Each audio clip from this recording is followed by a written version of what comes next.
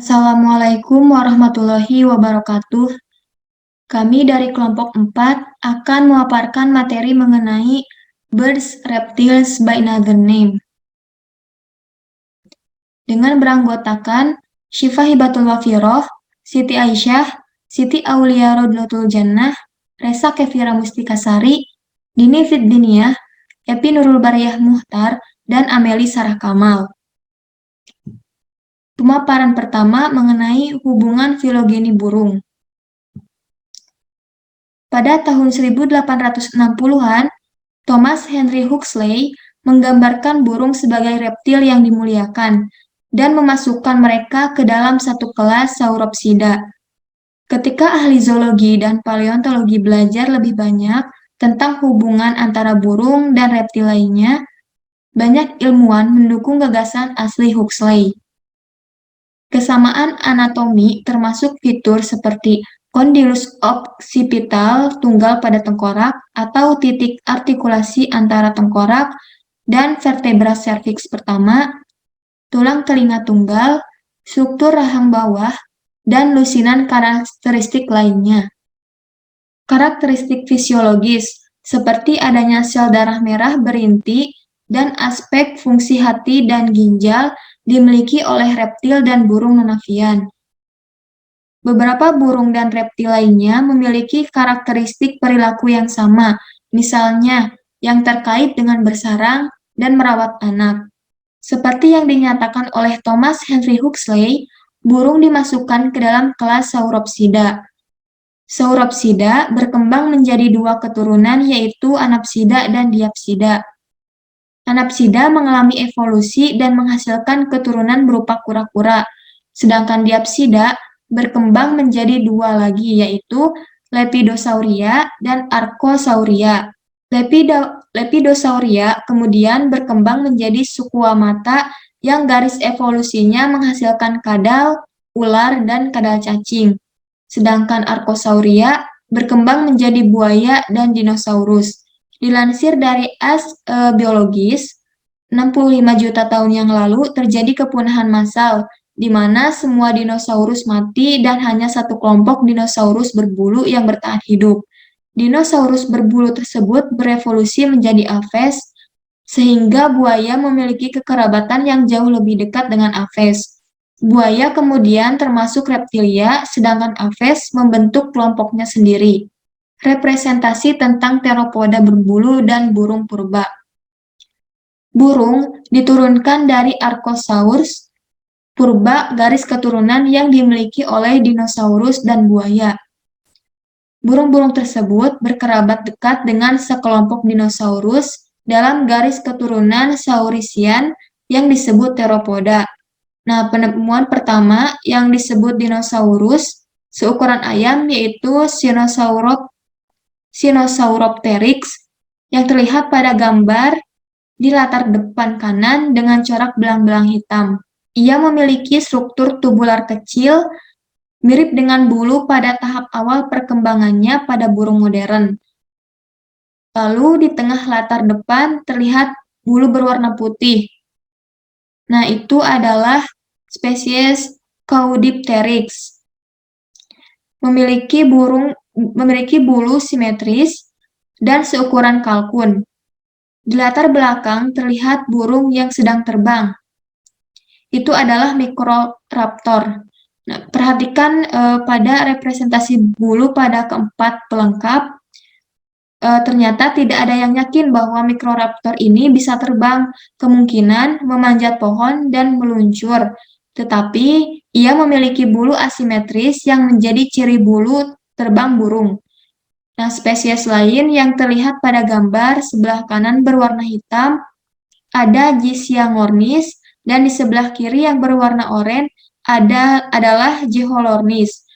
Lalu ada Psittacosaurus yang berada di bawah Jiholornis.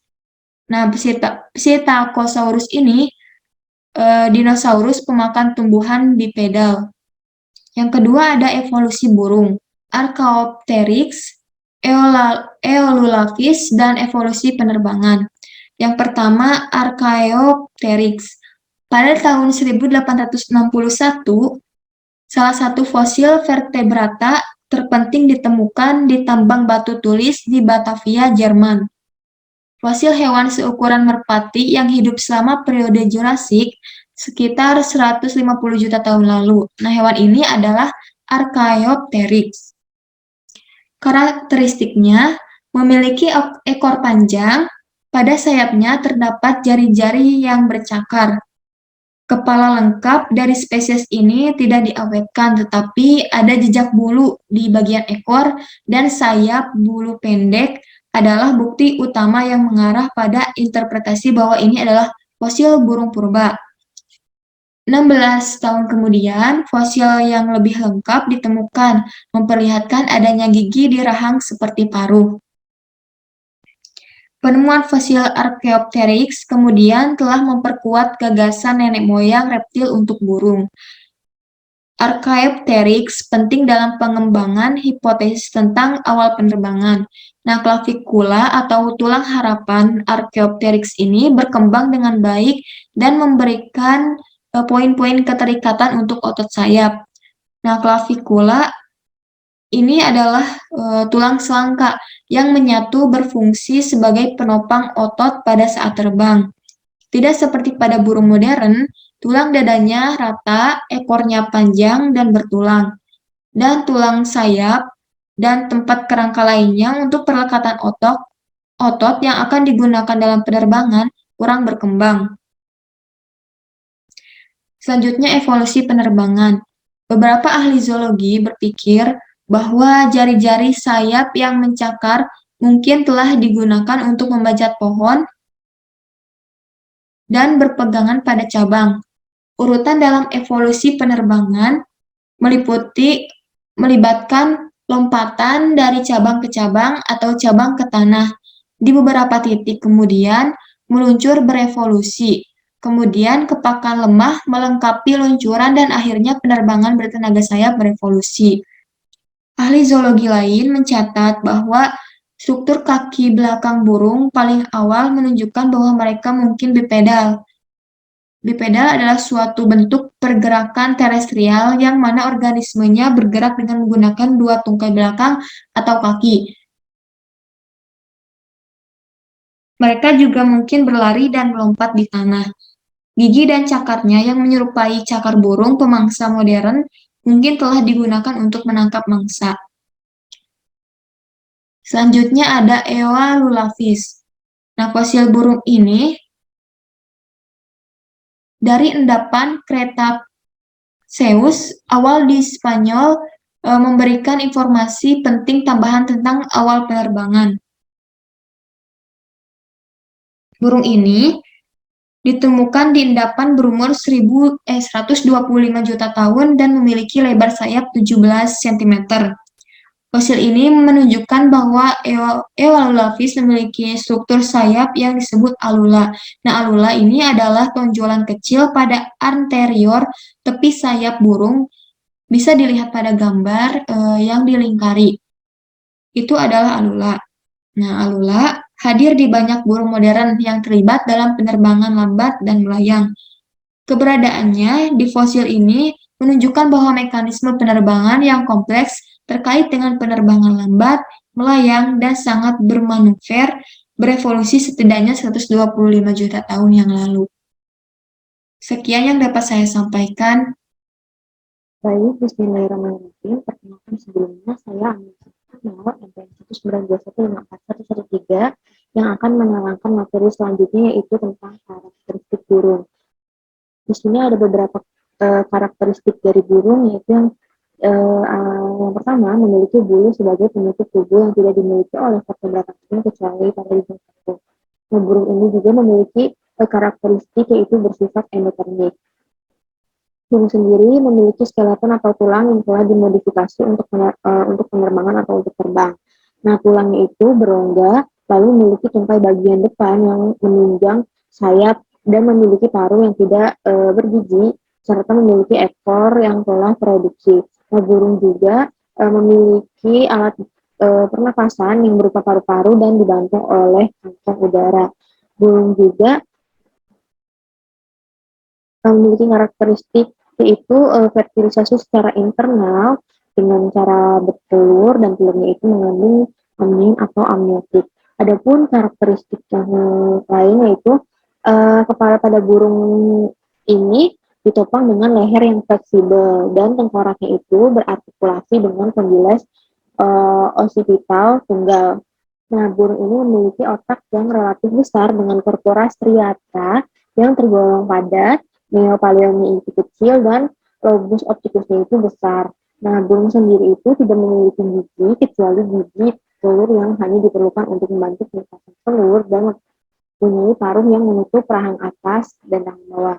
Burung juga memiliki sirip yang eh, menghasilkan suara yang terdapat pada dasar trakea. Ia juga memiliki laring rudimenter dan tidak mempunyai pita suara. Nah, burung juga tidak mempunyai diafragma. Sistem kantung udaranya itu akan berkembang dengan baik dan sangat membantu paru-paru untuk mengedarkan udara ke seluruh tubuh saat ia terbang. Lalu, burung juga memiliki suhu badan yang tetap atau homoiotermis yang umumnya itu lebih tinggi daripada mamalia, yaitu di atas 40 derajat Celcius. Ia juga tidak memiliki vesika urinaria dan zat-zat ekskresinya itu setengah padat. Ia juga bernafas dengan paru-paru, namun saat terbang ia bernafas dengan bundi-bundi udara atau kantong udara. Dia juga berfertilisasi yang dimana berfertilisasinya itu terjadi di dalam tubuhnya. Dia juga memiliki cara fertilisasinya itu dengan cara bertelur, dan telurnya itu memiliki yolk yang besar yang terbungkus oleh cangkang yang keras. Untuk menetasnya itu diperlukan sebuah pengeraman. Maka dari itu, burung ini bersifat ovipar atau bertelur. Burung juga memiliki jantung yang terdiri dari 4 ruang, yaitu 2 buah auricula dan 2 buah ventricula. Nah, burung juga biasanya menempati tempat yang khusus di habitatnya atau berdasarkan di mana letak jenis atau makanannya berada. Lalu untuk materi yang selanjutnya ada klasifikasi dan keanekaragaman burung modern meliputi ordonya. Keanekaragaman burung modern menurut catatan fosil menunjukkan bahwa teropoda ini yaitu termasuk burung seperti Eolulavis ini terbang di sekitar ekosistem itu sekitar 130 juta tahun yang lalu. Nah, keragaman besar teropoda ini hadir pada sekitar 115 juta tahun yang lalu. Dan beberapa teropoda kuno juga memiliki sayap dan cakar. Adapun yang lainnya itu memiliki sayap yang panjang dan sempit. Banyak pula yang memiliki gigi. Dan ada juga beberapa yang besar, yang maksudnya yang berbentuk dan mempunyai badan besar dan tidak bisa terbang. Lalu ada pula jenis yang lain yang diadaptasi untuk berenang. Nah, teropoda ini memenuhi berbagai ekologi ceruk. Sebagian besar garis keturunannya itu diwakili oleh fosil-fosil yang punah bersama dengan fosil dinosaurus lainnya yang terjadi pada akhir era Mesozoikum. Lalu pada peristiwa tabrakan asteroid, mungkin dalam kombinasi dengan vulkanisme di wilayah Deccan Traps di India, itu menciptakan perubahan atmosfer dan iklim yang sangat dahsyat sekitar 66 juta tahun yang lalu. Nah, perubahan iklim ini mengakibatkan kepunahan dinosaurus yang dimana termasuk kepunahan garis keturunan dari burung. Lalu burung ini bertahan hingga periode tersier, di mana periode tersier ini adalah periode di mana nenek moyang burung ompong atau burung modern ini yaitu Neorinites, dan nenek moyang burung ini itu mengalami radiasi yang sangat cepat. Burung modern ini dibagi menjadi 2 kelompok. Yang pertama itu ada Paleognathae, yaitu superordo yang terdiri dari burung besar yang tidak bisa terbang seperti burung unta, rea, dan lainnya. Dan ada pula kelompok yang kedua yaitu Neognathae, yaitu garis keturunan yang mencakup spesies burung terbang modern.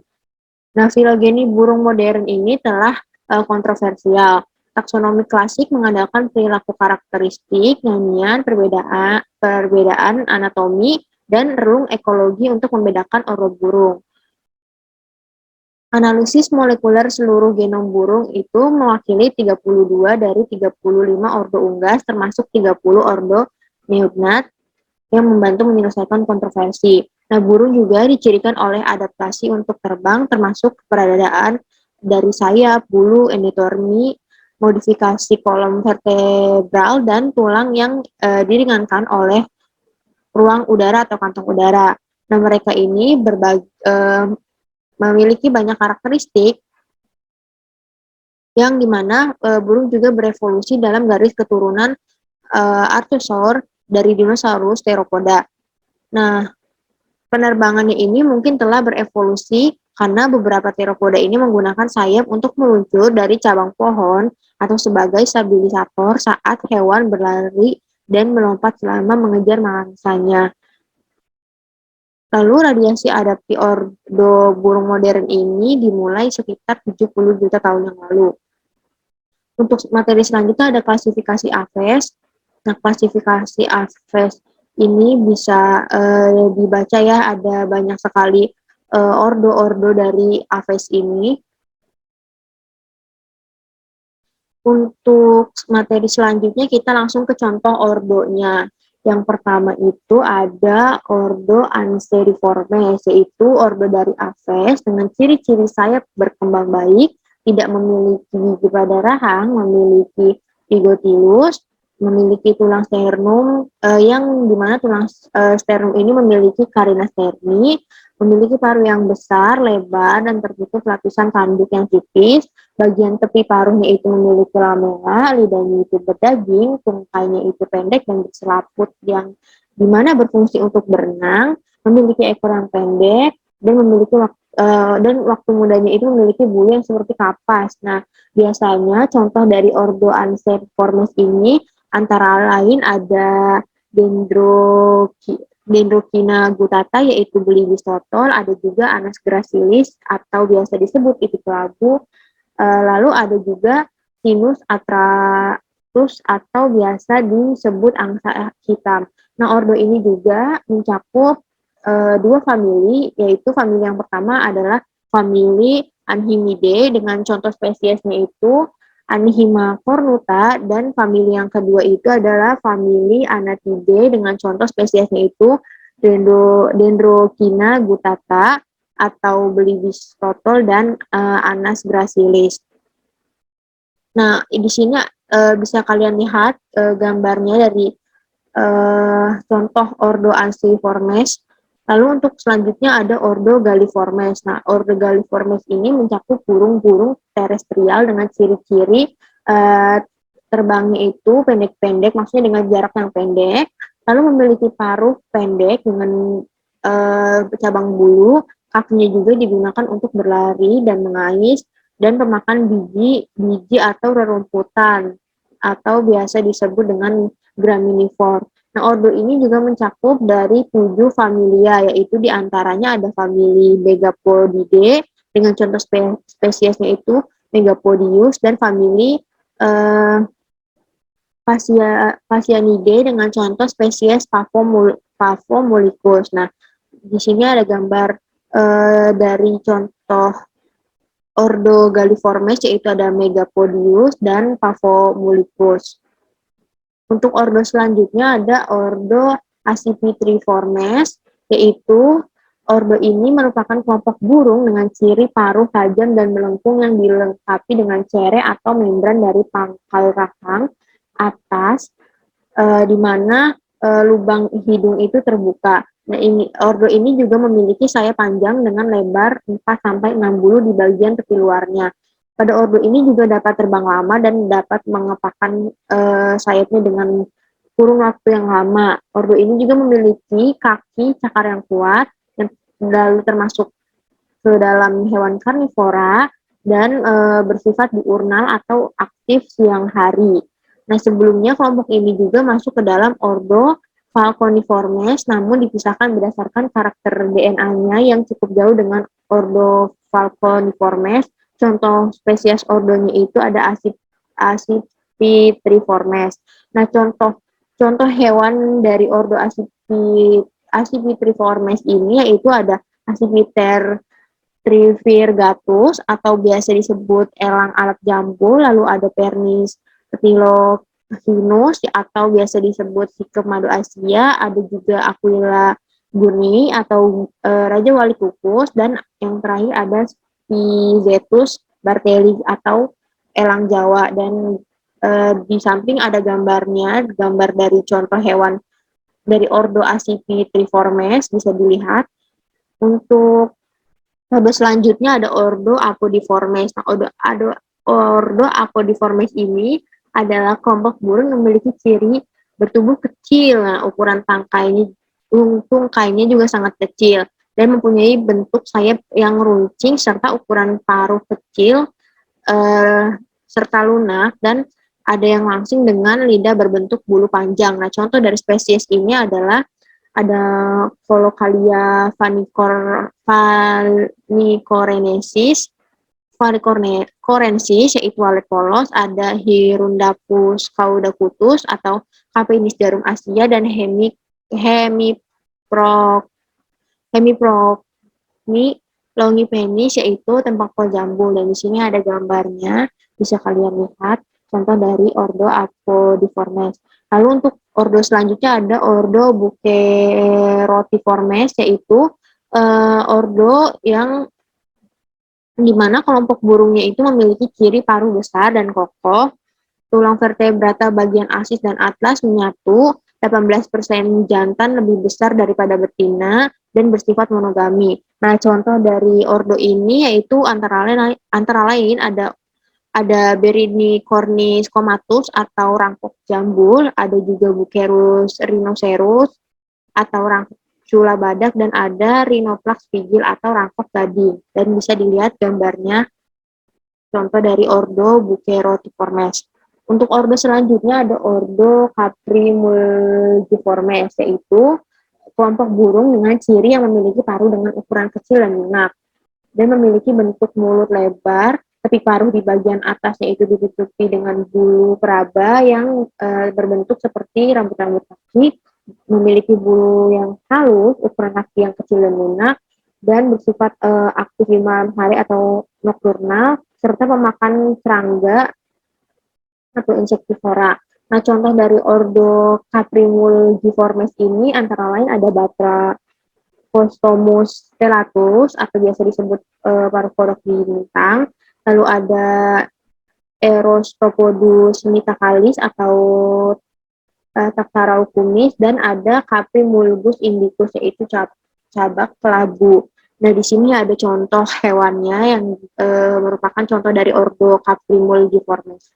Untuk ordo selanjutnya ada ordo Cariamiformes, yaitu ordo kelompok burung yang sebelumnya itu masuk ke dalam ordo Gruiformes, namun dipisahkan karena adanya perbedaan pada morfologi dan genetikanya. Lalu ordo ini juga terdiri dari famili Cariamidae yang hanya ada 2 spesies, dan ordo Aves yang telah punah, yaitu famili Poruscarsidae, Batorinitidae, Idiornithidae, dan Ameginorthidae. Nah, contoh dari spesies ordo Cariamiformes ini yang pertama ada Cariama cristata, dan yang kedua ada Cunga burmisteri. Nah, di sini ada gambar dari contoh ordo tersebut. Lalu untuk selanjutnya ada ordo Caradriformes. Nah, ordo Caradriformes ini yaitu ordo dari Aves yang memiliki ciri-ciri sayap berkembang baik, tidak memiliki gigi pada rahang, memiliki pigostilus, memiliki tulang sternum yang memiliki carina sterni, kakinya juga panjang dan langsing, memiliki jari kaki berselaput yang digunakan untuk berenang, memiliki bulu yang tebal, paruh yang panjang dan melengkung ke bawah atau ke atas. Nah, contoh dari spesies ordo ini ada Iredipara gallinacea atau burung sepatu jengger, lalu ada juga Caradrius peredus atau cerek Asia, lalu ada Larus ridibundus atau kamar kepala hitam, dan Sterna hirundo atau darat laut. Nah, ini ada salah satu contoh dari ordo Caradriformes, bisa dilihat gambarnya. Lalu untuk ordo yang selanjutnya ada ordo Ciconiformes, yaitu ordo dari Aves dengan ciri-ciri sayap berkembang baik, tidak memiliki gigi pada rahang, memiliki pigostilus, memiliki tulang sternum yang memiliki carina sterni, memiliki leher dan tuka yang panjang, memiliki jari-jari tidak berselaput, memiliki paruh lurus atau bengkok, suka hidup di air, dan memiliki penyebaran bulu di sebagian betis.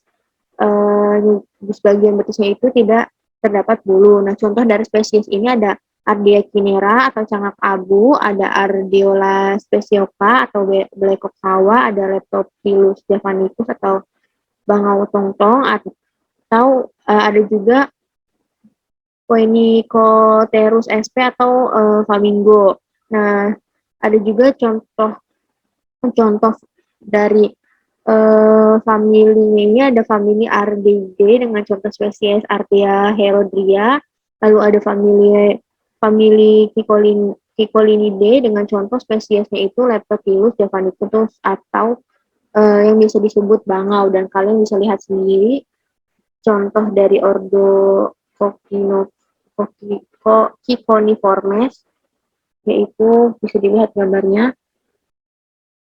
Dan selanjutnya ada ordo Coliformes. Nah, ordo Coliformes ini merupakan kelompok burung dengan ciri memiliki kaki dengan tipe paserin, yaitu 3 jari ke arah depan, 1 jari ke arah belakang. Jari ke-1 dan ke-4 itu bersifat reversibel.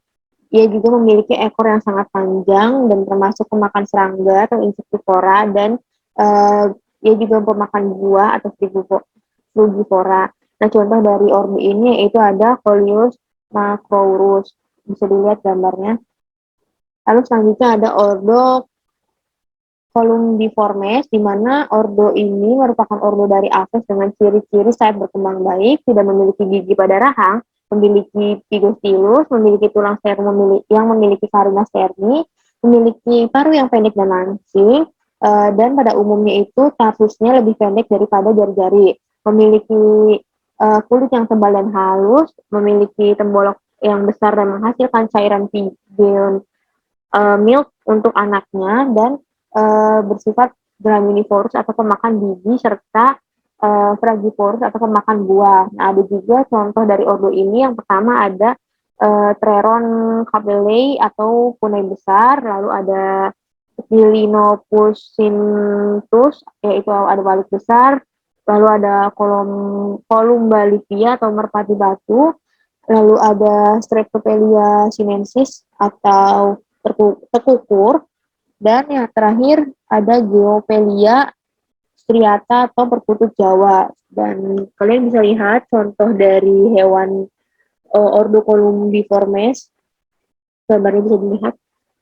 Lalu selanjutnya ada ordo Coraciformes. Nah, ordo ini termasuk kelompok burung yang memiliki paruh yang kuat, jari ketiga dan keempatnya itu menyatu di bagian pangkal. Ada pula contoh dari ordo ini yaitu ada Alcedoatis, yaitu raja udang, ada Staph eritaka, yaitu udang api, dan Lachedopucella atau cekakak batu.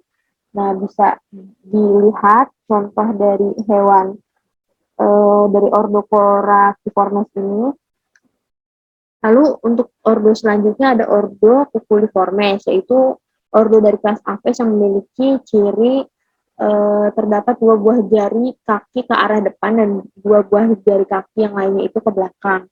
Jari bagian luarnya itu dapat dibalikan ke arah depan. Nah, kakinya itu tidak cocok untuk mencekram. Ia juga memiliki ekor yang panjang, memiliki ukuran paruh yang sedang, dan sebagian besar kelompok familia ordo ini bersifat parasit, yaitu burung betina yang menitipkan telur-telurnya di sarang burung yang lain.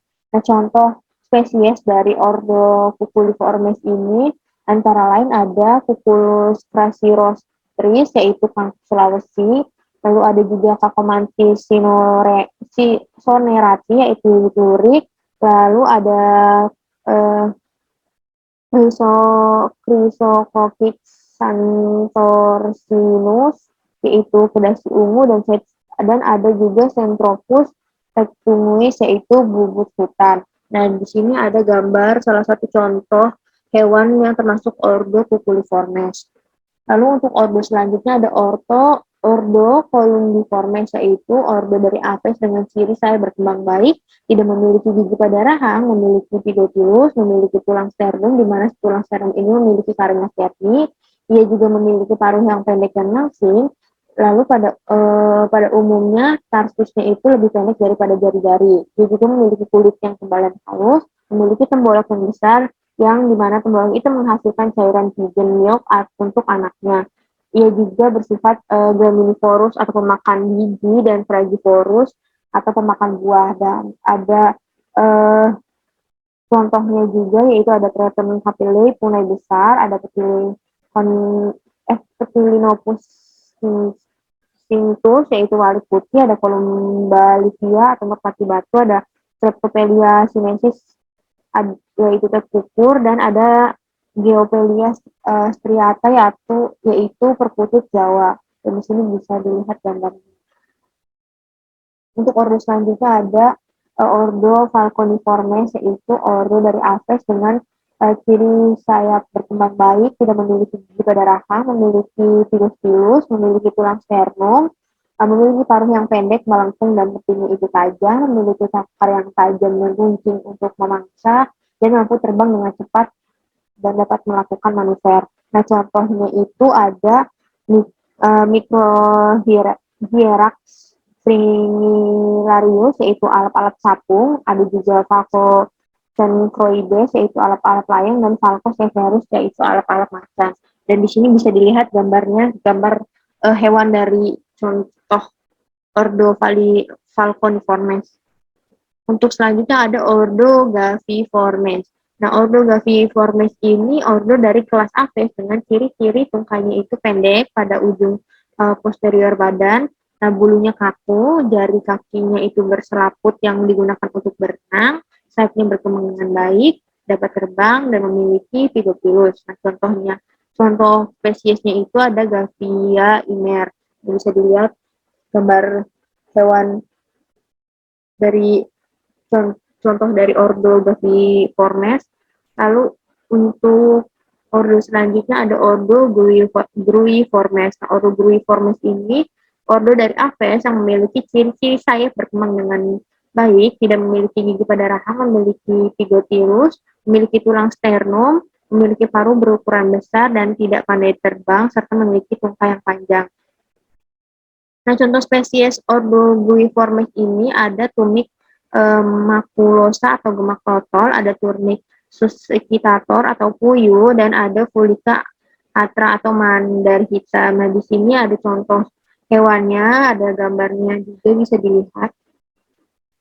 Lalu untuk ordo selanjutnya ada ordo Passeriformes, di mana ordo ini adalah anggota burung dengan karakter kaki yang memiliki 4 jari dengan 3 jari ke arah depan dan 1 ke arah belakang. Paruhnya dapat digunakan untuk memotong dan bertengger, dan burung ini juga terkadang suka bernyanyi. Nah, burung pengicau atau Passeriformes ini adalah ordo terbesar dari kelas burung atau Aves dalam kerajaan hewan atau animalia. Sekitar 5.400 spesies atau lebih dari setengah jumlah total spesies burung adalah burung pengicau.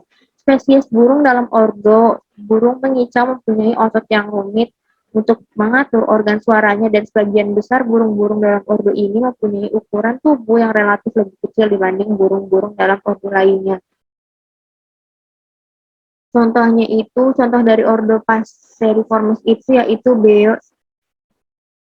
Nah, contoh lainnya itu ada Coridon sumathrus atau biasa disebut madikelam, ada Mirafra javanica yaitu beranjangan Jawa, ada Hirundo rustica atau lain-lain Asia, lalu ada Coraquina fortis atau kudang sungu guru, lalu ada Ignonotus zeylanicus yaitu cucak rawa, lalu ada Hypnonotus aurigaster atau cicak kutilang, ada Zoothera interpres atau anis kembang, ada Sepia vulcania atau cerut gunung, dan yang terakhir ada Rhinomias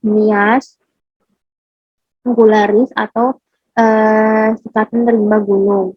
Nah, di sini ada contoh hewannya ya, contoh hewan dari ordo Passeriformes.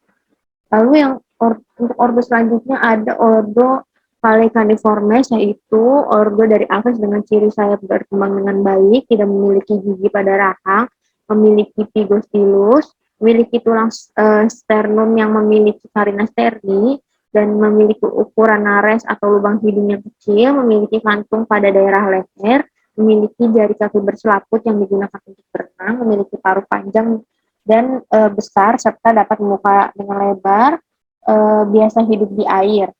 Lalu untuk contoh spesiesnya sendiri ada Pelecanus onoprotalus, yaitu burung pelikan, ada Pelecaniformes Palacrocorax niger atau pucuk padi kecil, ada Fregata minor atau cekalang besar, dan Phaeton rubricauda atau buntut sate merah.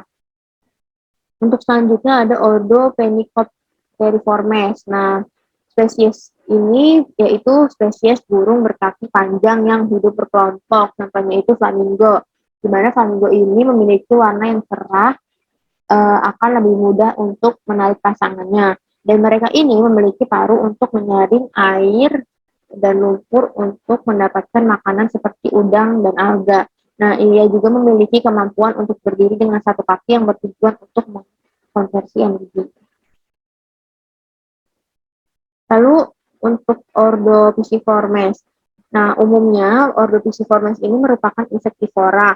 Meskipun kebanyakan burung ini makan buah dan burung ini makan pemadu, makan lilin lebah, ia juga memiliki ciri dengan bulu ekor kaku dan runcing. Paruhnya itu kuat, lidahnya kasar dan dapat dijulurkan, hidup di hutan, dan dapat membuat lubang dalam kayu untuk mencari insekta dan larva.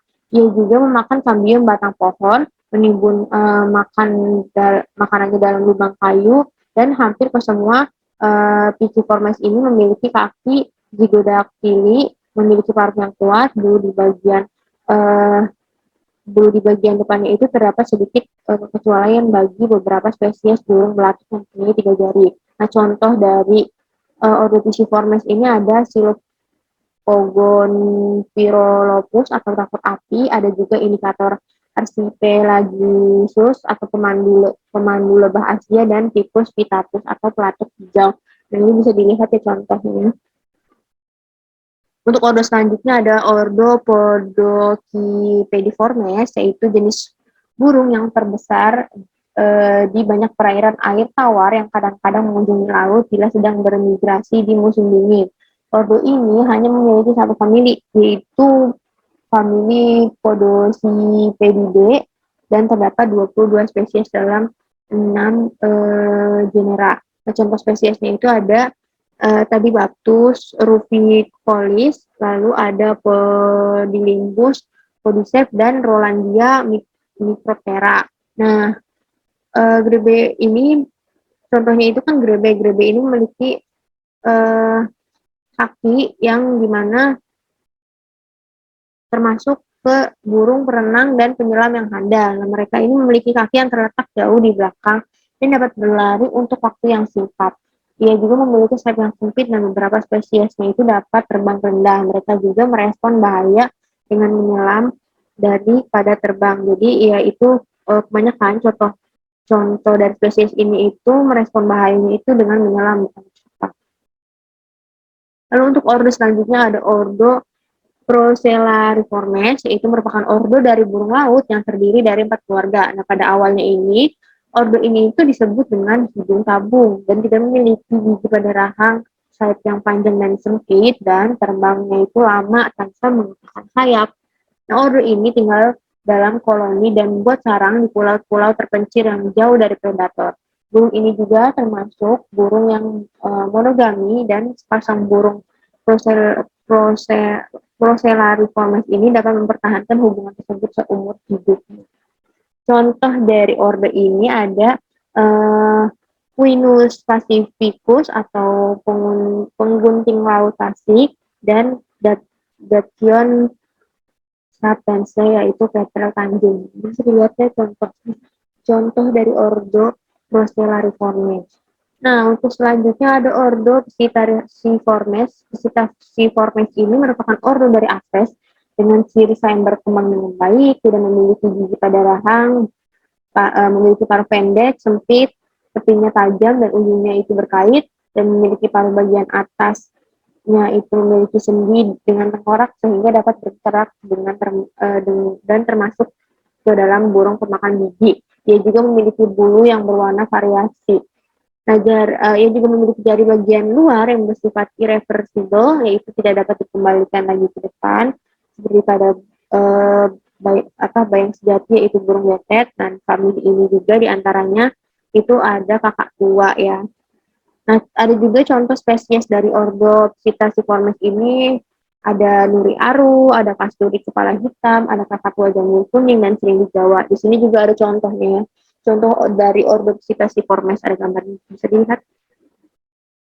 Lalu untuk ordo yang selanjutnya ada ordo Apterigiformes, yaitu ordo dengan ciri-ciri tulang korasoid dan skapulanya kecil, tidak bisa terbang, termasuk ke dalam burung yang terestrial, memiliki bulu seperti rambut dan tidak memiliki aftershaft, memiliki sayap rudimenter, paruhnya panjang dan ramping, memiliki lubang hidung di ujung paruh, leher dan tungkainya itu pendek, tungkai dengan 4 buah jari, memiliki tulang sternum tetapi tidak memiliki carina sterni, dan contoh dari spesies ini itu ada yaitu ada Apteryx australis atau burung kiwi. Bisa dilihat gambarnya, gambar dari contoh Apterigiformes. Untuk ordo selanjutnya ada ordo Casuariformes. Nah, ordo Casuariformes ini ordo Aves dengan ciri-ciri memiliki bentuk tubuh yang besar, tidak bisa terbang, memiliki sifat terstrial, memiliki kepala yang berbulu tipis. Nah, bulunya ini memiliki aftershaft yang panjang dan bentuk sayapnya kecil, rudimenter. Tungkainya itu memiliki 3 buah jari dan memiliki tulang sternum yang tidak memiliki carina sterni. Nah, contoh spesiesnya itu ada Casuarius casuarius, yaitu Casuari gelambir ganda, dan Casuarius beneti, yaitu Casuari kerdil. Nah, ini bisa dilihat contoh dari ordo Casuariformesnya. Untuk selanjutnya ada ordo Reiformes. Nah, ordo Reiformes ini salah satu ordo dari kelas Apes yang memiliki ciri-ciri tidak bisa terbang, tidak memiliki gigi pada rahang, bersifat terstrial, kepala, leher, dan pahanya itu berbulu, tetapi bulunya itu tidak memiliki aftershaft. Nah, tungkainya itu memiliki 3 jari, tulang sternumnya itu tidak memiliki karena sterni. Nah, contoh dari ordo ini yaitu ada Lea americana atau burung nandus. Bisa dilihat contohnya. Untuk ordo selanjutnya ada ordo Spaniskiformes, yaitu salah satu ordo dari kelas Aves dengan ciri-ciri carina sterni itu berkembang dengan baik, termasuk burung yang hidup di air atau burung air, tidak dapat terbang namun dapat berenang, memiliki bulu kecil seperti fisik, sayapnya seperti dayung untuk berenang, tungkainya memiliki selaput pada jari-jarinya, tungkainya memiliki 4 buah jari kaki yang menghadap ke depan. Nah, contohnya itu ada Spaniscus demersus atau biasa disebut dengan penguin. Bisa dilihat gambarnya. Lalu untuk ordo selanjutnya ada ordo Strigiformes, yaitu kelompok burung yang memiliki ciri ukuran kepala yang besar dan bulat, memiliki mata yang besar serta menghadap ke depan, tubuhnya dikelilingi oleh bulu-bulu yang tersusun secara radial atau menjari, memiliki lubang telinga yang lebar namun seringkali tertutupi oleh lipatan kulit. Dia juga memiliki ukuran paruh yang pendek, memiliki jari kaki yang dimana ia juga memiliki cakar yang tajam untuk mencekram, dan termasuk burung yang aktif pada waktu malam hari atau nokturnal, serta termasuk ke dalam burung yang bersifat predator. Nah, contohnya ini ada Tito alba atau burung hantu atau serak, ada Otus sagittatus atau celepuk besar, dan Minox rufa atau punggut merah. Bisa dilihat contoh ordo dari Strigiformes. Lalu untuk ordo selanjutnya ada ordo Strutioniformes, yaitu salah satu ordo dari kelas Aves dengan ciri-ciri termasuk kelompok burung yang tidak bisa terbang, Bentuk tubuhnya itu besar, bersifat terestrial. Kepala, leher, dan kepalanya itu memiliki bulu yang tipis. Kepalanya itu bentuknya kecil, memiliki paruh yang pendek dan lebar. Lehernya itu panjang dan fleksibel, dan bulunya itu tidak memiliki aftershaft. Tungkainya itu berjadi 2 buah dan dapat lari dengan cepat. Dan tulang sterumnya itu tidak memiliki carina sternis serta memiliki simfisis pubis. Nah, contohnya itu ada Sturpio camelus atau bisa disebut dengan burung unta. Bisa dilihat gambarnya. Untuk ordo selanjutnya itu ada ordo Tinamiformes, di mana ordo Tinamiformes ini merupakan kelompok burung dengan ciri ukuran sayap yang kecil dan bulat. Tulang dada atau sterumnya itu memiliki luas atau lempengan datar yang lebar, memiliki bulu ekor dan epidotilus yang menyusut, telurnya mengkilat dan termasuk ke dalam pemakan tumbuhan. Nah, contoh dari spesies ini, contoh dari ordo ini yaitu ada Tinamus muscodi. Bisa dilihat ya gambarnya.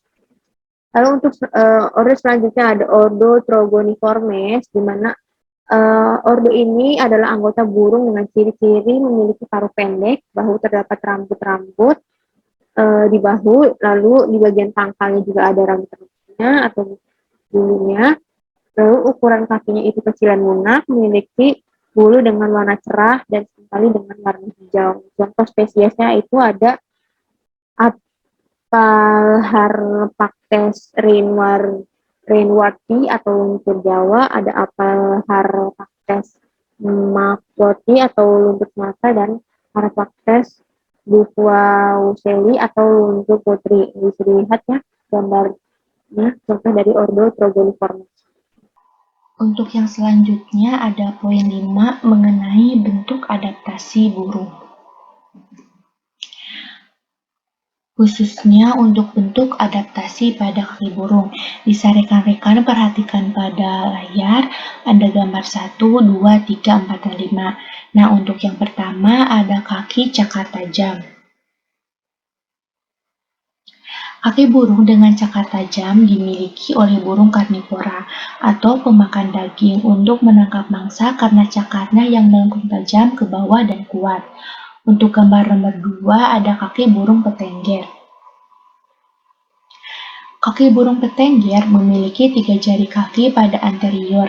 Bentuknya ramping, sedangkan hallux terletak di posterior. Kaki ini berfungsi untuk bertengger dan mencengkram ke pohon. Untuk yang ketiga ada gambar kaki burung pemanjat. Kaki burung pemanjat memiliki 4 jari kaki yang terdiri dari jari kedua dan jari ketiga berada di depan, sedangkan jari pertama dan keempat berada di belakang. Kaki ini digunakan untuk memanjat permukaan pohon secara vertikal. Untuk yang selanjutnya, untuk gambar nomor 4 ada gambar kaki burung pelari. Kaki burung pelari memiliki kaki yang kuat dengan cakar yang memiliki 3 jari atau 2 jari. Modifikasi kaki ini kuat yang membentuknya untuk berlari. Untuk gambar nomor 5 ada kaki burung perenang. Kaki burung perenang memiliki selaput yang menyatukan ketiga jari kaki. Selaput ini berfungsi untuk memudahkan burung berenang di dalam air. Untuk yang selanjutnya ada poin 6 mengenai struktur dan pergerakan eksternal. Untuk poin A di sini ada bulu. Penutup bulu pada burung disebut dengan bulu. Bulu memiliki 2 fungsi utama yang penting untuk terbang. Mereka membentuk permukaan penerbangan yang memberikan daya angkat dan bantuan kemudi, dan mereka mencegah kehilangan panas yang berlebihan, memungkinkan pemeliharaan endotermik dari tingkat metabolisme yang tinggi. Secara perkembangan, ada 2 jenis bulu. Kedua hal ini dapat dibagi lagi berdasarkan bagaimana setiap tipe perkembangan dimodifikasi untuk fungsi tertentu, yaitu Plumaceus dan Manaceus. Panaceus memiliki poros tengah atau racis tempat duri menempel. Barbs menimbulkan barbelus yang tumpang tindih, hamuli kecil seperti kait dikaitkan dengan barbul, dan hamuli saling terkait dengan alur pada balbur yang berdekatan. Hasilnya adalah baling-baling tertutup rapat yang membantu membentuk permukaan aerodinamis burung. Untuk gambar yang B yaitu Plumaceus, memiliki batang yang belum sempurna, bab dan barbules tidak saling mengunci, dan mereka memberikan bulu penampilan yang tipis. Ini termasuk bulu berburu halus yang memberikan isolasi untuk burung-burung. Untuk yang selanjutnya ada pembentukan bulu. Pada gambar A, pembentukan bulu dimulai saat sel-sel epidermis berkembang biak, membentuk tabung memanjang yang disebut dengan selubung bulu. Untuk gambar yang B, sel-sel epidermis di dasar sarung bulu berproliferasi ke bawah, membentuk folikel seperti cincin yang tumbuh ke dalam dermis. Selubung bulu dengan demikian meluas ke dermis, tetapi selalu dilapisi oleh epidermis. Untuk gambar bagian C, pulpa kulit di dalam selubung bulu mendukung kapiler yang memberikan nutrisi untuk perkembangan bulu. Sel-sel epidermis yang melapisi selubung bulu akhirnya membentuk duri-duri bulu. Untuk gambar yang D, pada tahap ini kedua jenis bulu yang dijelaskan tadi berdiferensiasi. Dalam burung Venaceus, duri yang berkembang berputar satu sama lain dan membentuk poros. Pada burung Plumalaceus, duri tidak berputar dan batang hanya terbentuk di pangkal bulu. Saat pertumbuhan berlanjut, bulu keluar dari sarungnya dan selubung membentuk kalamus berbentuk tabung di dasar bulu. Untuk yang selanjutnya ada kerangka. Tulang kebanyakan burung ringan namun kuat. Bisa perhatikan untuk gambar yang C, beberapa tulang seperti humerus atau tulang lengan bawah memiliki ruang udara yang besar dan penyangga internal untuk menguatkan batang tulang yang meningkatkan kekuatan. Untuk gambar yang A, korset panggul, kolom tulang belakang dan tulang rusuk diperkuat untuk terbang. Daerah toraks kolom vertebral berisi tulang rusuk yang menempel pada vertebra toraks. Sebagian besar tulang rusuk memiliki prosesus uniket yang mengarah ke posterior yang tumpang tindih dengan tulang rusuk berikutnya untuk memperkuat tulang rusuk. Bagian posterior dari eriotoraks adalah regio lumbar. Itu synsestrum dibentuk oleh penyatuan vertebra thoracalis posterior, semua vertebrata lumbar dan sakral, dan vertebra caudal anterior. Penggabungan tulang-tulang ini membantu mempertahankan postur terbang yang tepat dan mendukung pelengkapan belakang saat mendarat, melompat, dan juga berjalan. Vertebra caudal posterior menyatu menjadi agaya pigo yang membantu menopang bulu ekor yang penting dalam kemudi. Tulang dada sebagian besar burung memiliki lunas median yang besar untuk pelengkapan otot terbang. Pengecualian ini termasuk beberapa burung yang tidak bisa terbang, seperti burung unta. Lunas menempel dengan kuat ke sisa kerangka aksial oleh tulang rusuk. Clavicula berpasangan menyatu secara medial dan ventral menjadi afurcula atau tulang garpu. Furcula menahan korset dada terhadap tulang dada dan berfungsi sebagai tempat tambahan untuk perekatan otot terbang. Pelengkapan burung juga telah dimodifikasi. Beberapa tulang pelengkap depan telah hilang atau menyatu, dan itu adalah titik pelekat untuk bulu terbang. Untuk gambar yang B, pada belakang pelengkap digunakan untuk melompat, berjalan, berlari, dan bertengger. Tendon bertengger berjalan dari jari-jari kaki di bagian belakang sendi pergelangan kaki-kaki ke otot-otot kaki bagian bawah. Ketika sendi pergelangan kaki berlekuk, seperti saat mendarat di tempat bertengger, tegangan pada tendon tempat bertengger meningkat dan kaki mencengkram tempat. Pegangan otomatis ini membantu burung hingga bahkan saat tidur. Otot-otot kaki bagian bawah dapat meningkat ketegangannya pada tendon ini, misalnya ketika seekor elang menangkap ikan dengan cakarnya. Untuk yang selanjutnya ada otot. Otot tersebar dan terkuat dari kebanyakan burung adalah otot terbang. Mereka menempel pada tulang dada dan clavicula dan lari ke humerus. Otot sebagian besar burung beradaptasi secara fisiologis untuk terbang.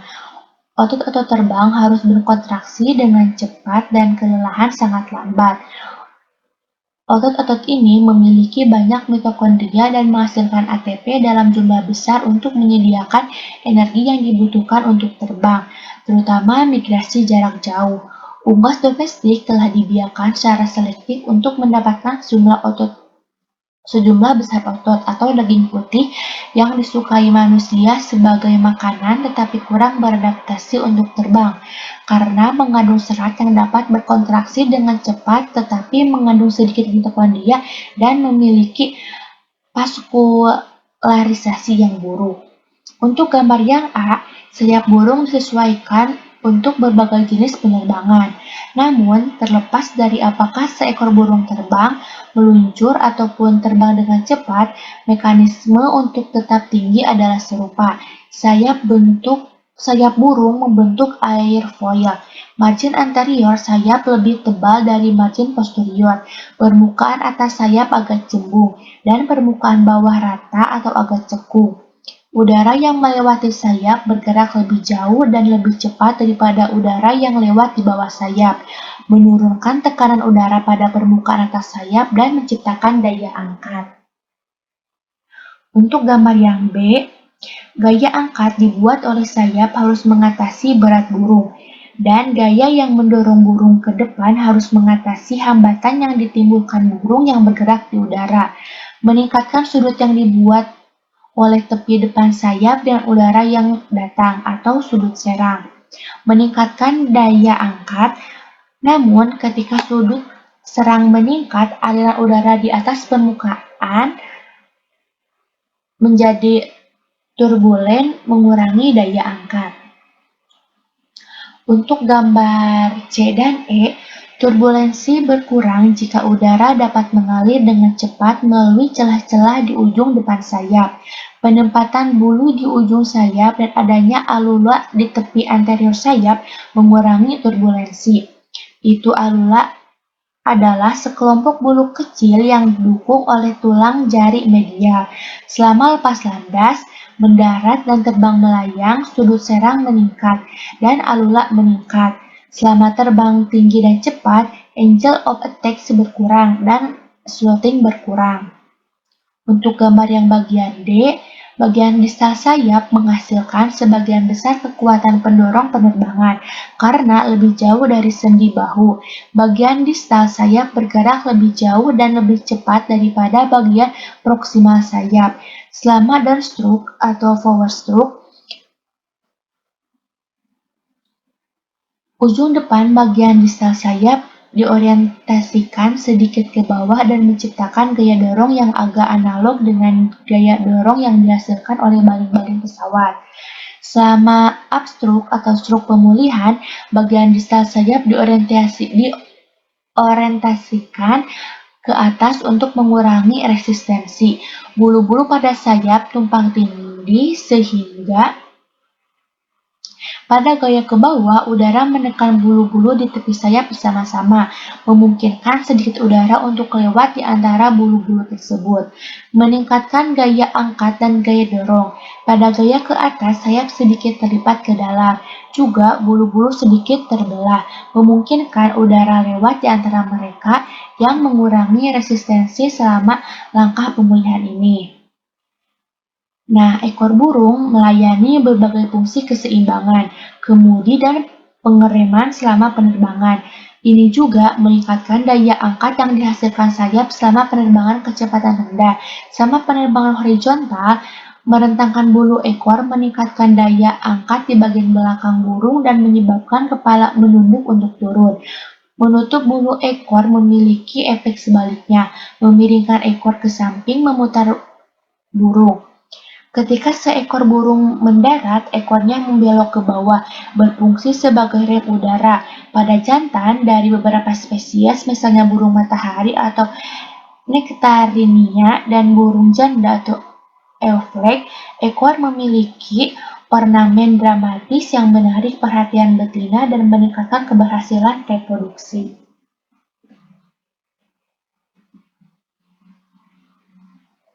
Baik, saya Siti Aulia Rodotuljana, NPM 192154018 akan melanjutkan materi, yaitu mengenai nutrisi dan sistem pencernaan.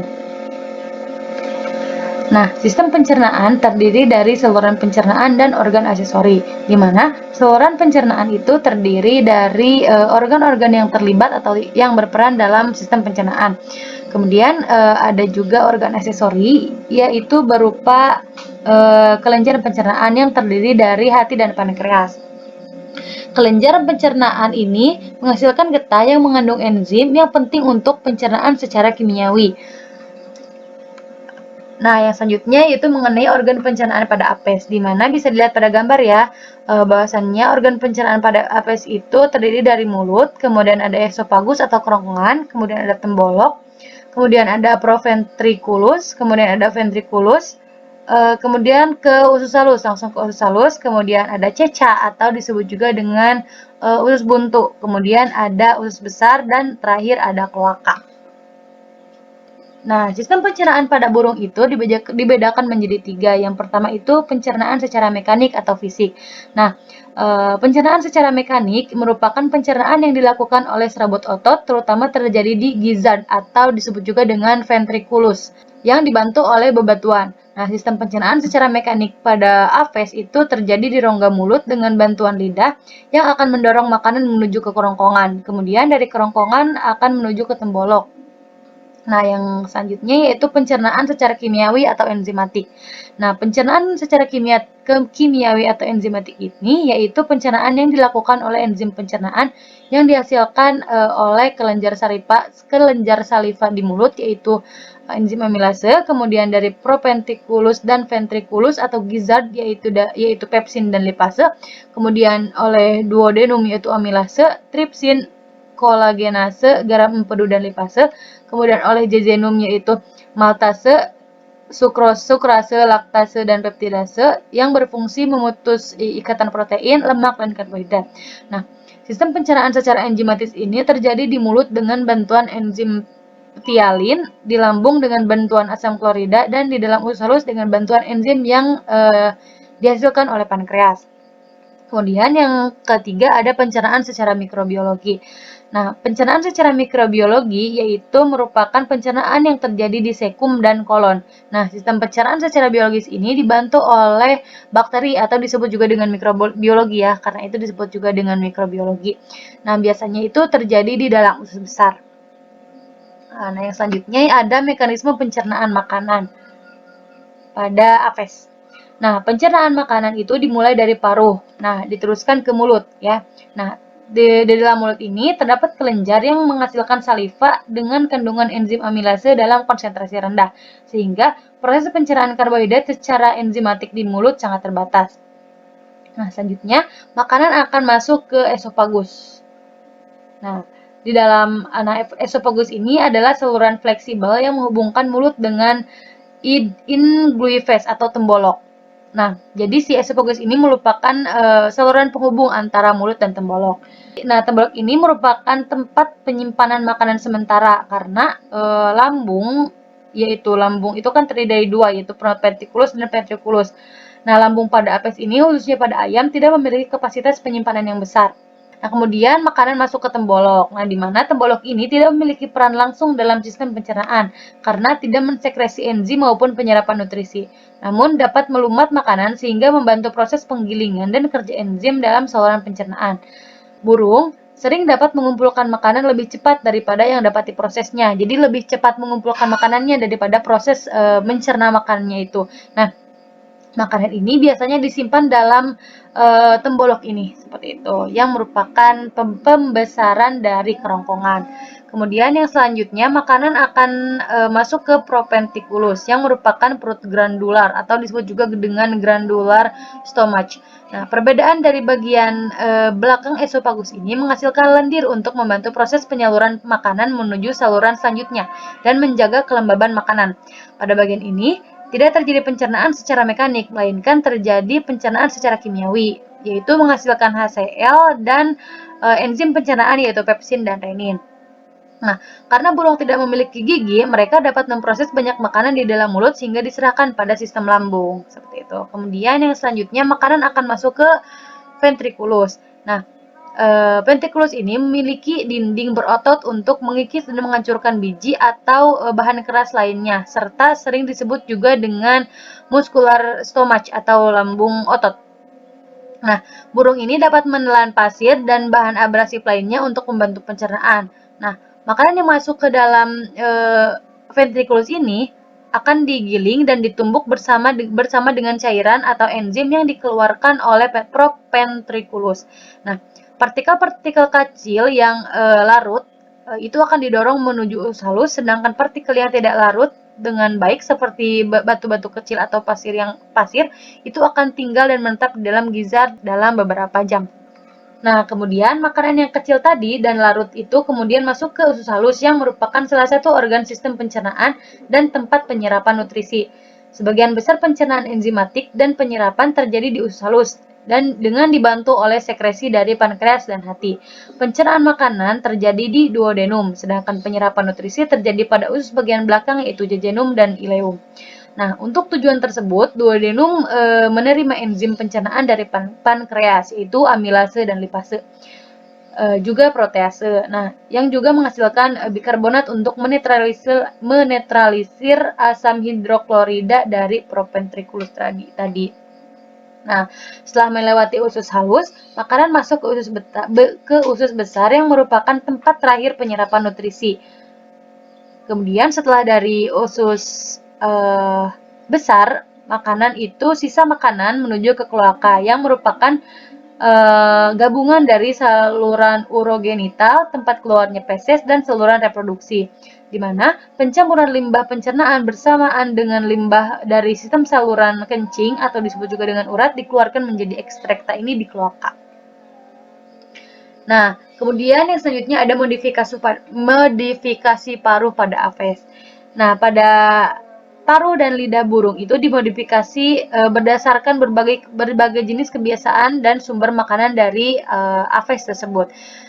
Bisa dilihat ya pada gambar, contohnya yang pertama ada paruh burung kolibri. Nah, paruh burung kolibri ini seringkali dicocokkan dengan panjang dan kelengkungan bunga tempat burung tersebut mengekstrak nektar. Nah, lidah burung kolibri ini menggulung ke dalam tabung untuk mengekstraksi nektar di dalam bunga. Bisa dilihat ya, paruhnya yang panjang ini memudahkan burung kolibri ini untuk mengekstraksi nektar dari dalam bunga. Seperti itu. Kemudian yang selanjutnya ada elang botak atau Helietus leucocephalus yang memiliki paruh yang kuat, tajam, dan melengkung pada bagian ujung paruhnya. Bisa dilihat ya, ujung paruhnya melengkung. Nah, paruh ini digunakan khusus untuk merobek mangsanya, seperti itu. Kemudian yang selanjutnya ada burung kardinal, bisa dilihat ya. Nah, burung kardinal atau cardinalis ini memiliki paruh yang tebal dan kuat yang digunakan untuk memecahkan biji yang keras. Berarti ini burung pemakan biji. Nah, selanjutnya ada flamingo. Nah, bisa dilihat ya pada gambar. Nah, paruh flamingo atau Phoenicopterus robert itu menyaring makanan dari air dengan posisi kepala menunduk. Nah, bulu besar mengimbangi mandibula atas dan bawah. Saat tersedot ke dalam paruh, partikel yang lebih besar disaring dan ditinggalkan di luar. Di dalam paruh, bulu bagian dalam yang kecil itu akan menyaring ganggang dan hewan yang lebih kecil. Lidah dari flamingo ini mengeluarkan makanan dari bulunya, gitu. Kemudian yang selanjutnya ada burung pelatuk atau Picoides borealis. Nah, burung pelatuk ini memiliki paruh yang panjang dan kuat, juga runcing. Nah, paruh pada burung pelatuk ini digunakan untuk mencari serangga yang biasa bersembunyi pada kulit pohon, dalam lubang-lubang pohon, atau pada batang pohon yang sudah lapuk. Bisa dilihat ya, paruh burungnya itu runcing juga kuat. Nah, runcing dan kuatnya paruh burung pada burung pelatuk ini berfungsi untuk melubangi atau menghancurkan pohon yang di dalamnya itu mengandung serangga seperti itu. Nah, lidah pada burung pelatuk ini memiliki duri yang berfungsi untuk mengambil belatung dari kulit pohon seperti itu. Nah, yang selanjutnya yaitu mengenai materi sistem peredaran darah. Nah, sistem peredaran darah pada apes itu terdiri dari 3, yaitu jantung, pembuluh darah arteri, dan pembuluh darah vena. Yang pertama mengenai jantung. Nah, sistem peredaran darah pada burung mirip seperti reptil, tetapi pada jantung pada apes telah sepenuhnya memisahkan atrium dan ventrikelnya, menghasilkan sirkuit pada paru dan sistemik yang terpisah. Nah, pemisahan ini mencegah pencampuran darah beroksigen tinggi dengan darah yang kurang beroksigen.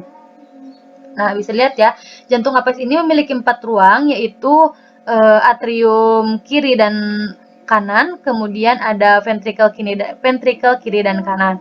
Nah, di antara ruang-ruang pada jantung itu terdapat sekat atau septum yang bentuknya sudah sempurna sehingga darah yang kaya akan oksigen dan karbon dioksida itu tidak akan tercampur. Bisa dilihat ya, dan di tengah-tengah ini ada septum. Nah, di mana septum ini berfungsi untuk penghalang atau sekat agar darah yang kaya oksigen dan darah yang kaya karbon dioksida itu tidak tercampur kembali seperti itu. Nah, yang selanjutnya ada arteri. Nah, arteri ini berfungsi membawa darah bersih yang kaya oksigen ke seluruh tubuh.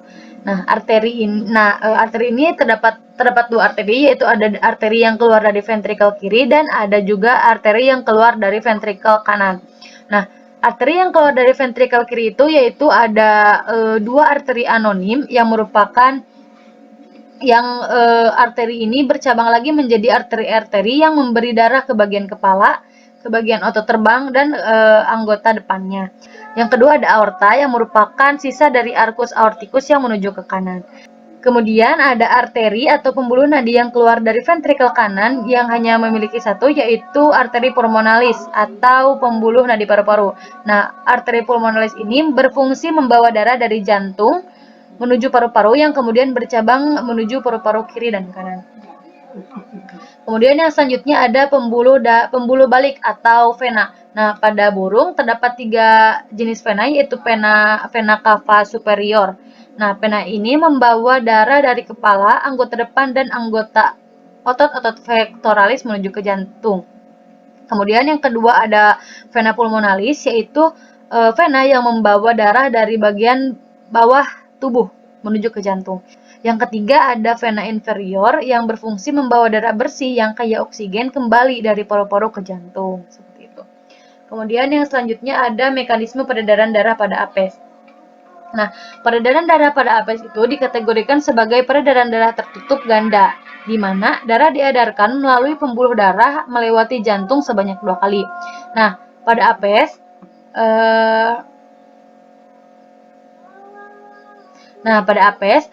darah dari vena cava akan masuk ke atrium kanan, kemudian ke ventrikel kanan. Setelah itu, darah dipompa ke paru-paru. Nah, selain serambi dan bilik pada jantung pada apes, darah dari vena cava masuk ke atrium kanan, kemudian ke ventrikel kanan. Nah, setelah itu dipompa ke paru-paru. Nah, untuk mekanisme peredaran darah pada apes, yaitu darah yang mengandung karbon dioksida, yaitu hasil metabolisme atau hasil metabolisme. Kemudian untuk mekanisme peredaran darah pada apes, yaitu darah yang mengandung karbon dioksida yang merupakan hasil metabolisme itu akan masuk ke atrium kanan menuju ke ventrikel kanan. Nah, yang selanjutnya akan dipompa ke paru-paru. Nah, oleh jantung, kandungan karbon dioksida di dalam darah itu akan dipompa menuju paru-paru untuk dilepaskan, sedangkan gas oksigen akan diikat di paru-paru. Kemudian, kandungan oksigen dalam darah ini akan dialirkan lagi ke jantung, masuk melalui atrium kiri, yaitu menuju ke ventrikel kiri. Setelah dari ventrikel kiri, darah yang mengandung oksigen akan diedarkan menuju seluruh tubuh. Nah, pada sel-sel tubuh ini, kandungan oksigen dalam darah dilepaskan, sementara gas karbon dioksida sebagai sisa metabolisme akan diikat. Kemudian, darah yang mengandung karbon dioksida ini akan dialirkan menuju jantung kembali. Nah, mekanisme peredaran darah apa sih itu terbagi menjadi dua, ada peredaran darah kecil dan peredaran darah besar. Di mana peredaran darah kecil itu alurnya jantung, paru-paru jantung, seperti itu. Yang selanjutnya ada peredaran darah besar, yaitu alurnya jantung ke seluruh tubuh, kemudian kembali lagi ke jantung. Nah, mungkin sekian pemaparan materi dari saya, akan dilanjutkan oleh pemateri selanjutnya. Terima kasih kepada moderator yang telah mempersilahkan saya untuk menyampaikan materi selanjutnya. Saya, Resa Kepira Mustikasari, NPM 192154025, akan menyampaikan materi poin 9, yaitu mengenai sistem pernapasan dan mekanisme pertukaran gas pada apes, dan poin 10, yaitu mengenai pengaturan suhu tubuh pada apes. Poin 9, sistem pernapasan dan mekanisme pertukaran gas. Sistem pernapasan. Sistem pernapasan burung sangat kompleks dan efisien. Ini terdiri dari lubang hidung eksternal, yaitu di mana tulang ini mengarah ke saluran hidung dan faring. Nah, tulang dan tulang rawan menopang trakea, kotak suara khusus yang disebut siring. Nah, siring ini terletak di mana trakea bercabang menjadi bronkus. Otot-otot siring dan bronkus serta karakteristik trakea ini menghasilkan vokalisasi burung. Bronkus mengarah ke sistem kompleks kantung udara yang menempati sebagian besar tubuh dan meluas ke beberapa tulang sistem rangka. Kantung udara dan bronkus terhubung ke paru-paru. Paru-paru burung terbuat dari tabung udara kecil, yaitu 400 mm yang disebut parabronki. Nah, kapiler udara dengan diameter sekitar 10 mm bercabang dari parabronkus dan berhubungan dengan lapisan kapiler untuk pertukaran gas. Nah, bisa dilihat dari gambar pemindaian mikrograf elektron parabronki, kapiler udara kecil bercabang dari parabronki. Nah, kapiler darah ini ditunjukkan pada potongan melintang antara parabronki. Mekanisme pertukaran gas. Inspirasi dan ekspirasi dihasilkan dari peningkatan dan penurunan volume toraks dan dari ekspansi dan kompresi kantung udara secara bergantian selama penerbangan dan aktivitas lainnya. Nah, selama bernapas, gerakan tulang dada dan tulang rusuk posterior menekan kantung udara toraks. Nah, dibutuhkan 2 siklus ventilasi untuk memindahkan volume udara tertentu melalui sistem pernapasan burung. Nah, bisa dilihat dari gambar oleh teman-teman bahwa selama inspirasi pertama, udara bergerak ke dalam kantung udara perut. Pada saat yang sama, udara yang sudah ada di paru-paru bergerak melalui parabronki ke dalam kantung udara toraks. Nah, selama ekspirasi, udara di kantung udara toraks bergerak keluar dari sistem pernapasan, dan udara di kantung udara perut bergerak ke parabronki. Pada inspirasi kedua, udara bergerak ke dalam kantung udara toraks dan dikeluarkan selama ekspirasi berikutnya. Selanjutnya yaitu poin 10 mengenai pengaturan suhu tubuh pada apes. Burung menjaga suhu tubuh antara 38 dan 45 derajat Celcius. Ekstrim yang mematikan lebih rendah dari 32 dan lebih tinggi dari 47 derajat Celcius. Dalam lingkungan dingin, panas harus disimpan dan dihasilkan melalui proses metabolisme. Pada hari yang dingin, burung yang sedang beristirahat mengembang bulunya untuk meningkatkan sifat isolasi dengan menambah ruang udara mati di dalamnya. Nah, ia juga menyelipkan paruh ke dalam bulunya untuk mengurangi kehilangan panas dari saluran pernapasan.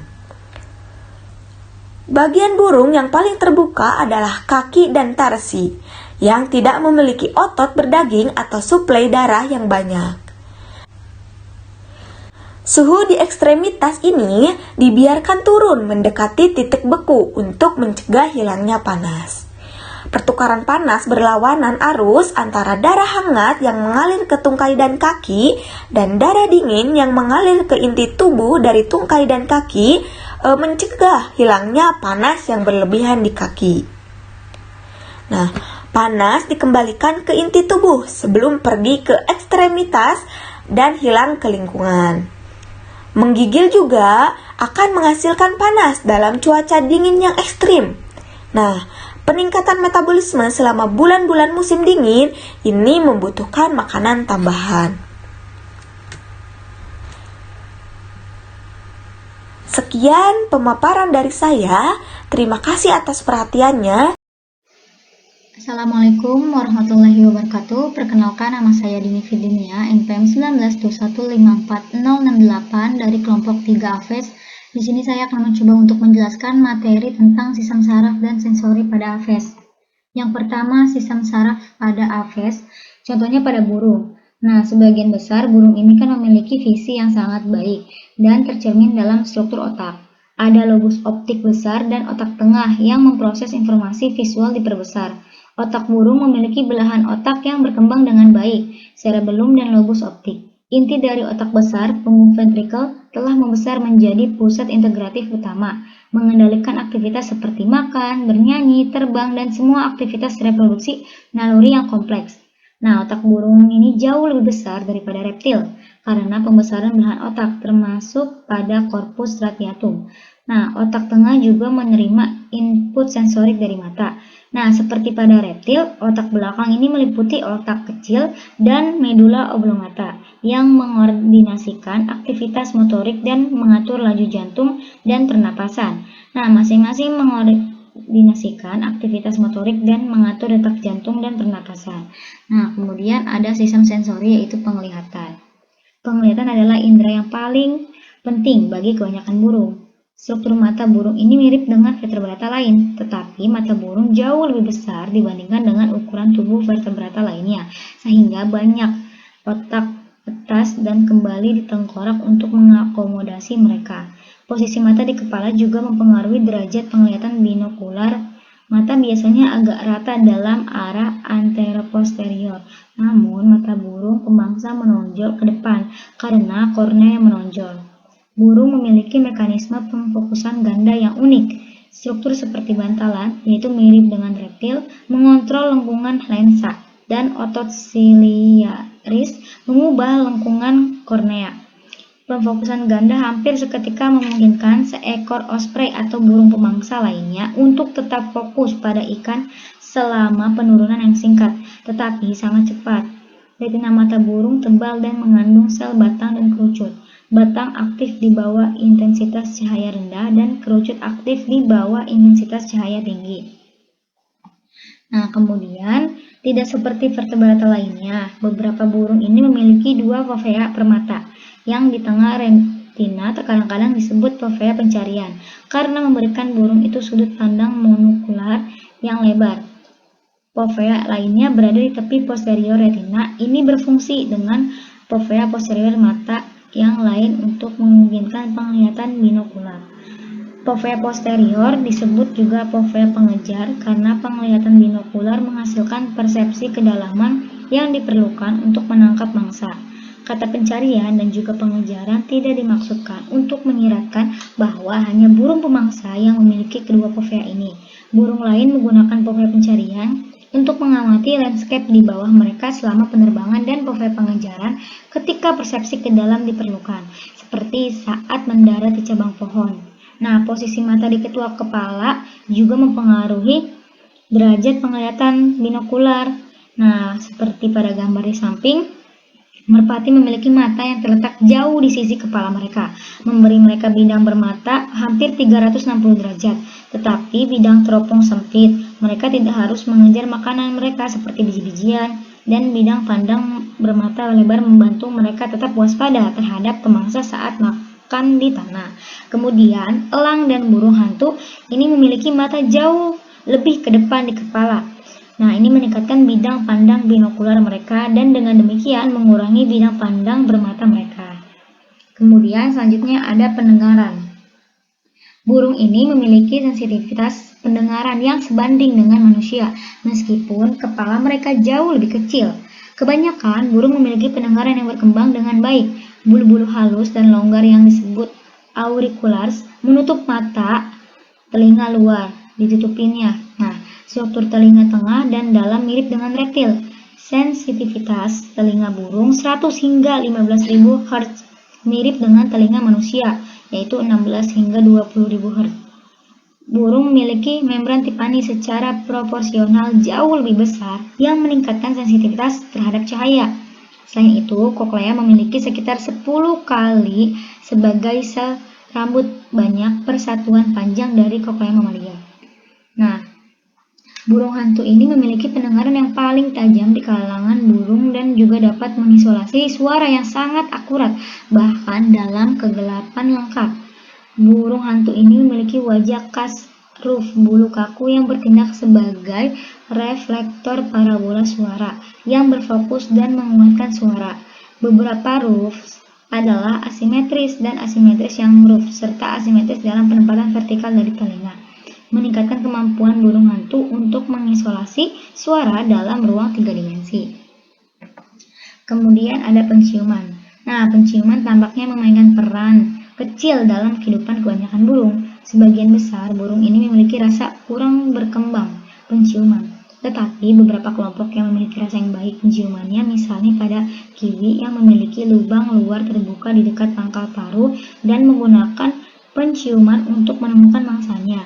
Pengecualian termasuk burung nasar kalkun yang menemukan mangsa mereka yang mati dan sekarat sebagian besar dengan penciuman.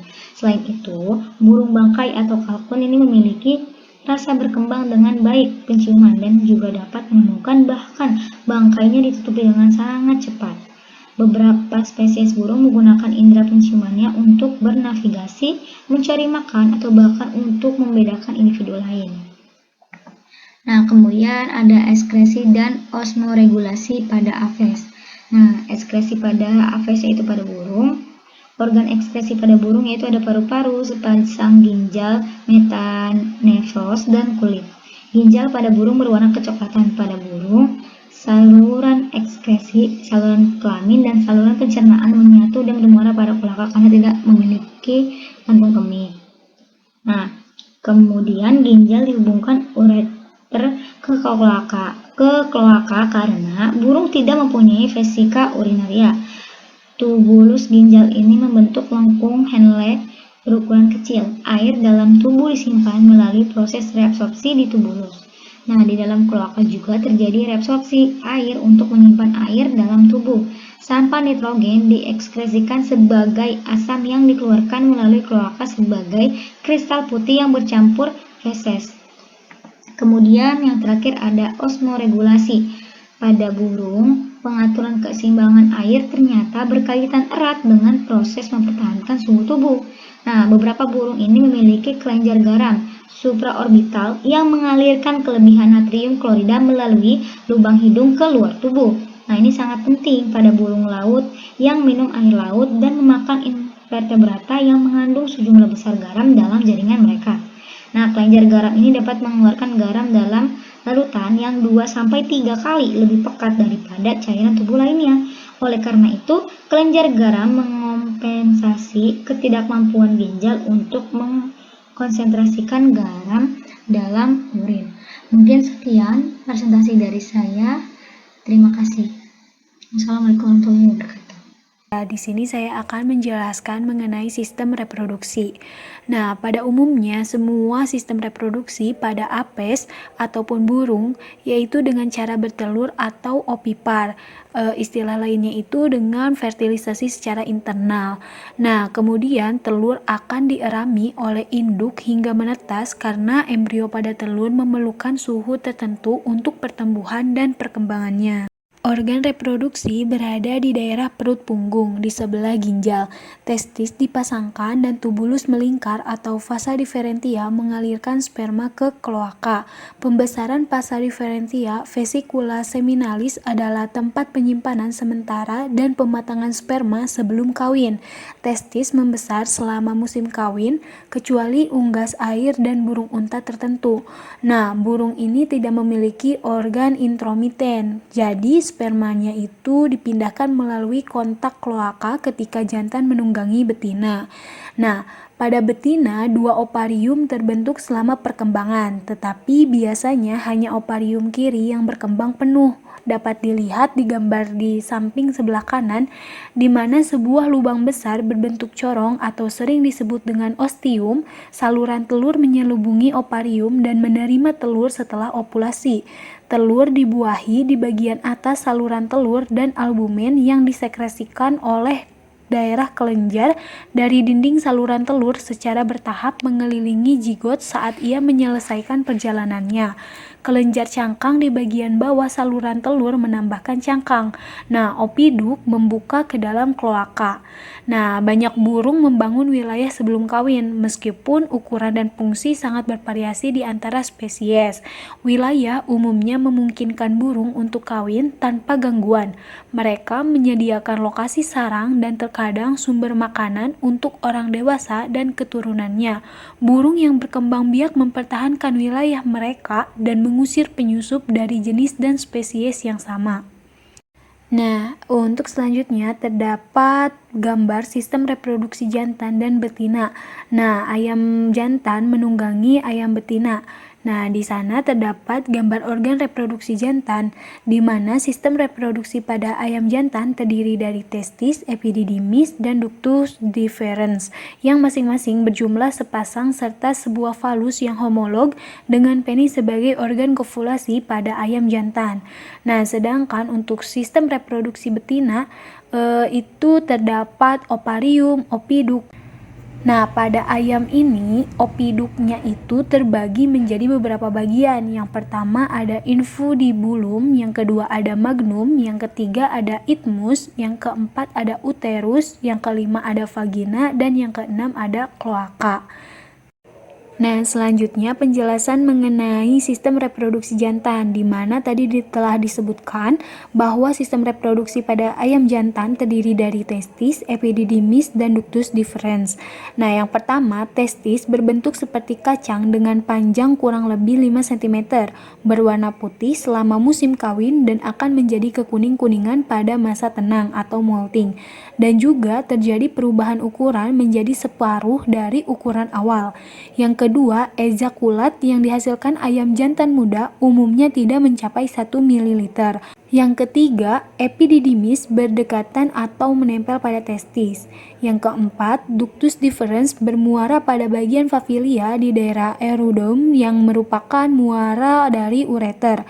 Yang kelima, falus atau sering disebut dengan penis pada ayam yang terdapat pada bibing. Yang kelima, palus atau penis pada ayam yang terdapat pada bibir bawah kloaka yang terdiri dari tuberkel kecil yang dilindungi oleh sepasang corpus pallis. Pada proses kopulasi akan terjadi cloacal kiss. Sistem reproduksi betina. Nah, ovarium pada unggas disebut juga polikel. Ovarium bangsa unggas umumnya hanya sebelah kiri yang berkembang, sedangkan sebelah kanan lama-kelamaan akan mengalami regresi. Nah, ovarium ini berbentuk seperti buah anggur dan terletak di rongga perut berdekatan dengan ginjal kiri. Ovarium merupakan tempat pematangan sel telur atau ovum. Nah, yang selanjutnya yaitu opiduk. Opiduk ini adalah saluran yang menghubungkan ovarium dengan vagina dan juga digunakan sebagai saluran bagi spermatozoa menuju ke ovum untuk fertilisasi. Pada ayam, opiduk dibagi menjadi beberapa bagian, yaitu yang pertama infundibulum, merupakan bagian paling depan dari opiduk dengan panjang 7 cm. Terjadi proses pembentukan lapisan kalaza atau lapisan tibis albumin yang akan membungkus kuning telur secara memutar sehingga diskus germinalis selalu berada di bagian atas. Nah, yang kedua, magnum merupakan bagian opiduk terpanjang sekitar 30 cm.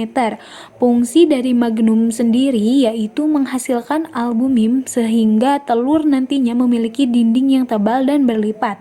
Nah, yang ketiga, isthmus, bagian dari opiduk yang memiliki diameter lebih kecil daripada magnum, sehingga dapat disebut sebagai penyempitan dan memiliki panjang sekitar 8 cm. Isthmus membentuk dua membran homogen yang disebut dengan inner cell dan outer cell, di mana membran tersebut terletak di antara albumin dan kulit telur. Nah, yang keempat, uterus pada ayam berupa ruangan dengan panjang 8 cm.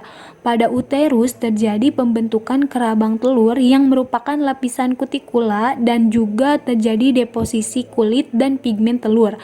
Yang kelima, vagina merupakan bagian opiduk yang paling belakang. Vagina diakhiri dengan adanya bentukan kloaka sebagai bagian akhir dari saluran reproduksi. Vagina memiliki cincin sirkuler dengan lipatan pada permukaannya sebagai tempat menyimpan spermatozoa.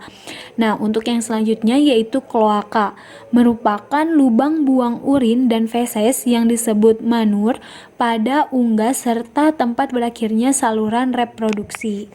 Yang selanjutnya yaitu sistem perkawinan. Nah, monogami yaitu seekor jantan berpasangan dengan satu betina selama musim kawin. Contohnya pada beberapa burung yaitu seperti angsa dan elang, di mana angsa dan elang itu berpasangan seumur hidup. Jadi, monogami juga menguntungkan karena kedua induk biasanya ikut serta dalam membangun sarang dan merawat anak-anaknya. Salah satu induk mengerami dan melindungi telur atau anak ayam sementara yang lain mencari makanan. Nah, untuk yang kedua, poligini, di mana seekor jantan kawin dengan lebih dari satu betina. Yang ketiga, poliandri, seekor betina kawin dengan lebih dari satu jantan. Aktivitas bersarang. Nah, pada gambar A yaitu anak altricial atau L. altricialis untuk memelihara, di mana keadaannya itu sering telanjang saat menetas. Nah, altricial muda ini harus dikembangbiakan terus-menerus karena pada awalnya endoterm tidak berkembang. Mereka tumbuh dengan cepat dan ketika meninggalkan sarang, mereka hampir sebesar induknya. Nah, pada gambar itu misalnya robin amerika atau turdus migratorius. Nah, untuk gambar yang B yaitu anak prakosial atau L. prausi, awal matang, waspada dan lincah saat menetas. Mereka biasanya tertutup bulu dan dapat berjalan, berlari, dan makan sendiri walaupun satu induknya itu ada untuk membimbing mereka ke makanan dan ke tempat berteduh. Selanjutnya yaitu migrasi dan navigasi. Nah, yang pertama yaitu migrasi. Migrasi memungkinkan burung untuk menghindari iklim ekstrim, untuk mengamankan makanan yang cukup, dan untuk tempat tinggal. Nah, migrasi ini umumnya menggunakan rute yang sama dari tahun ke tahun atau dari generasi ke generasi. Gerakan berpindah hewan biasanya terkait dengan perubahan musim. Banyak hewan yang bermigrasi ke daerah utara selama berbulan-bulan dalam musim panas karena pada hari musim panas yang panjang di bagian paling utara dunia dapat menjamin pemberian pasokan makanan yang baik. Nah, sedangkan pada musim dingin banyak hewan bermigrasi ke daerah selatan untuk mencari cuaca yang hangat dan tersedianya makanan.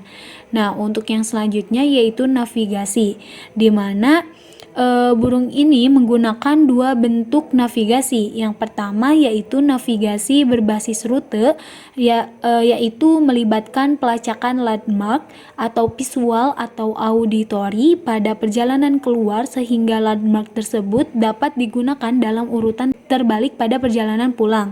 Nah, yang kedua yaitu navigasi berbasis lokasi, didasarkan pada penempatan arah tujuan dari informasi yang tersedia di tempat asal perjalanan.